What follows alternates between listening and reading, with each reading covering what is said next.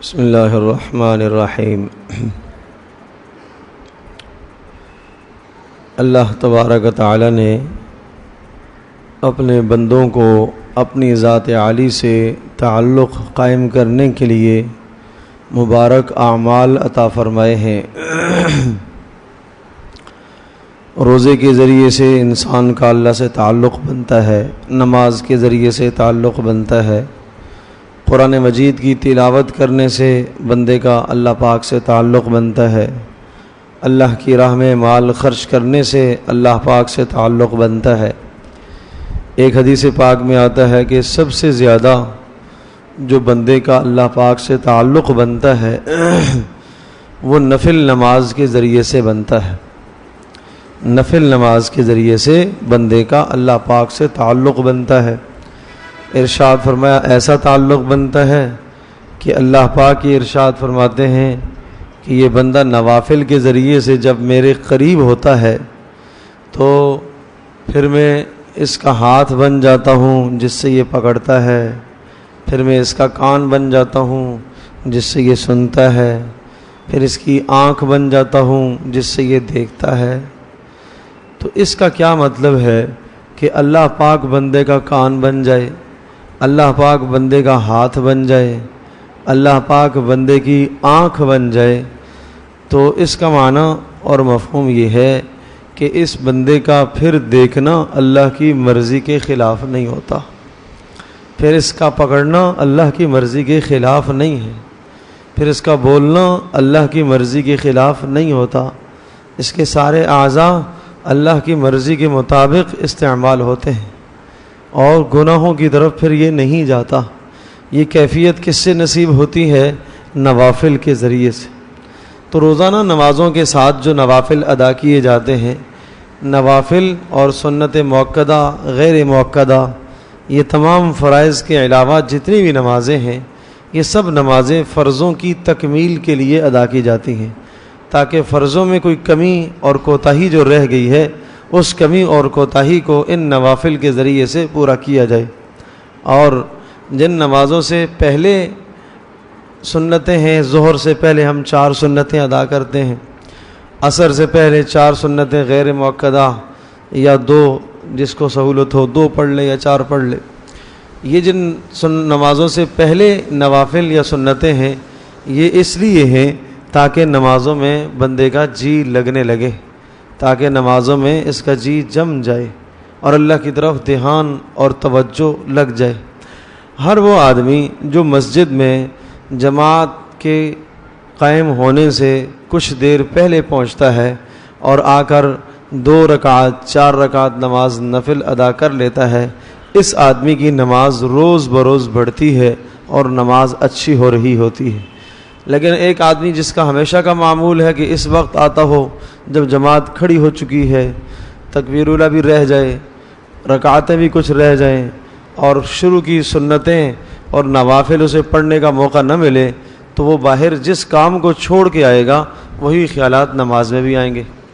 پہلے حکم اس لیے دیا مسجد میں آنے کا کہ جب آپ مسجد میں آئیں گے فرشتوں کے ماحول میں آپ آ جائیں گے، اور یہاں نیک ماحول ہے، اللہ کے فرشتے مسجد میں اترتے ہیں اور نمازیوں کی دعاؤں پر وہ آمین کہہ رہے ہوتے ہیں، اور پھر اس ماحول میں جب آدمی آتا ہے تو دنیا کے وساوس چھٹ جاتے ہیں، شیطانی خیالات چھٹ جاتے ہیں۔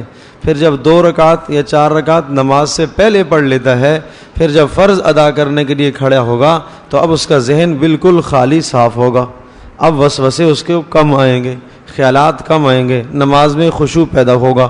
اور اگر عرض کر رہا ہوں کہ آیا اس موقع پر جب بالکل جماعت کھڑی ہونے کا ٹائم ہے اور اسے پہلے سنتیں اور نفل ادا کرنے کا موقع نہیں ملا، تو اب سارے کے سارے خیالات جن کاموں کو وہ چھوڑ کے آیا تھا وہ سب خیالات اس کو نماز میں آتے رہیں گے۔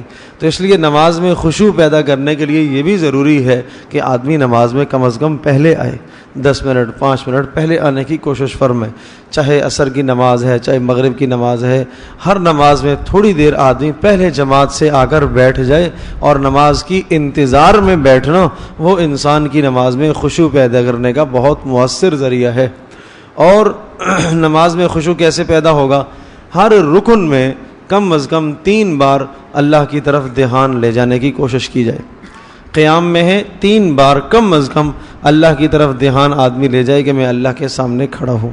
اور رکوع میں جب آدمی ہو سبحان ربی العظیم کہے, اللہ کی عظمت کو سوچے کہ سبحان ربی, پاک ہے میرا رب, العظیم عظمتوں والا, بلندیوں والا, رفعتوں والا, وہ اللہ عظمت والا ہے, وہ اللہ پاک ہے. تو رکوع میں اس تسبیح کے معنی کو مد نظر رکھتے ہوئے نماز کی طرف دھیان جمائے. اسی طرح سے سجدے میں جب جائے, حدیث پاک میں آتا ہے کہ جب بندہ سجدے میں ہوتا ہے ایسا ہے جیسا کہ اس نے اللہ کے قدموں میں سر رکھا ہوا ہے. تو اس تصور کو جمانے کی کوشش کرو کہ ہم نے اللہ پاک کے قدموں میں سر رکھا ہے. اس سے کیا ہوگا؟ خشوع پیدا ہوگا, نماز میں جی لگے گا. اور پھر جب یہ کیفیت بنتی چلی جاتی ہے تو یہ حال ہوتا ہے کہ سجدے سے سر اٹھانے کو جی نہیں چاہتا. آدمی اپنے آپ کو تھکا دیتا ہے, تھک جاتا ہے, لیکن سجدے سے سر اٹھانے کو جی نہیں چاہتا, اس لیے کہ اسے یہ یقین ہو جاتا ہے کہ ہاں میں نے اللہ پاک کے قدموں میں اپنے سر کو رکھا ہوا ہے. تو اس طرح سے نماز میں خشوع پیدا ہوتا ہے. جب ہم کھڑے ہوں, قیام میں ہوں, تو قیام کی حالت میں نگاہ سجدے کی جگہ پر جمی ہوئی نہیں چاہیے, دائیں بائیں نگاہ نہ جائے, سجدے کی جگہ پر نگاہ ہو. اتحیات کی حالت میں ہے تو نگاہ گود میں ہو, اور رکوع کی حالت میں ہے تو پیروں کی پشت کے اوپر نگاہ ہونی چاہیے. سجدے کی حالت میں ہے تو پھر ناک کے اوپر نگاہ ہونی چاہیے. اور جب ہم سلام پھیرتے ہیں تو کندھوں پر نگاہ ہونا چاہیے. پوری صف کو دیکھنا ضروری نہیں ہے, پوری صف کی طرف نگاہ نہیں کی جائے, بلکہ آدمی اپنے کندھے پر نگاہ کرے. اور دائیں طرف جب سلام پھیرے تو دائیں طرف جو مسلمان ہیں ان کی نیت کرے کہ میں ان کو سلام کر رہا ہوں. بائیں طرف سلام پھیرے, بائیں طرف جو مسلمان ہیں ان کی نیت کرے کہ میں ان کو سلام کر رہا ہوں. اور جس طرف امام ہے امام کی بھی نیت کرے. یہ نماز کے خشوع کے لیے حضرت صلی اللہ علیہ وسلم نے اعمال بتائے ہیں. اسی طرح سے اگر ہمت ہو, کوشش ہو, رمضان کا موقع ہے, سیکھنے کا بھی ٹائم ہے, تو نماز کا ترجمہ یاد کرنے کی کوشش کی جائے.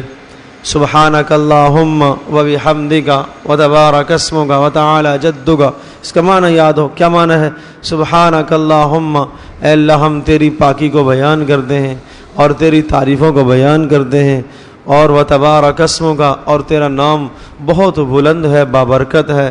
وتعالی جدک, اور تیری بزرگی بلند و بالا ہے. ولا الہ غیرک, اور تیرے سوا کوئی عبادت کے لائق نہیں ہے.